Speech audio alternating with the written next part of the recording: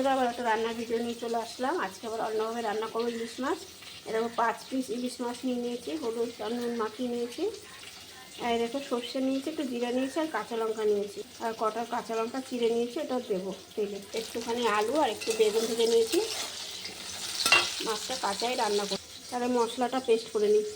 কালো জিরা সম্বাদ দিয়ে দিলাম, আর এই যে কাঁচা লঙ্কাটা দিয়ে দিলাম, এটা একটু ভাজা। এই মশলাটা দিয়ে দিলাম।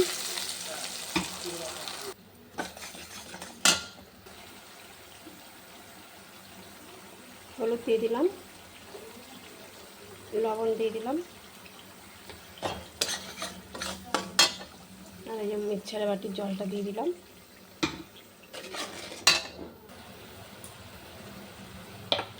এবার মাছটা দিয়ে দেবো, মাছটা দিয়ে একটু কষাবো।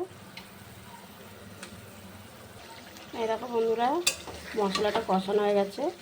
এবার একটু মাছগুলো একটু উল্টিয়ে দিই।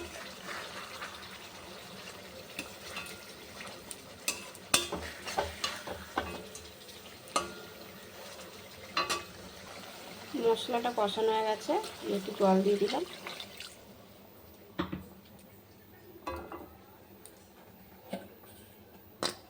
আর এই দেখো আলুটা আর বেগুনটা দিয়ে দিলাম।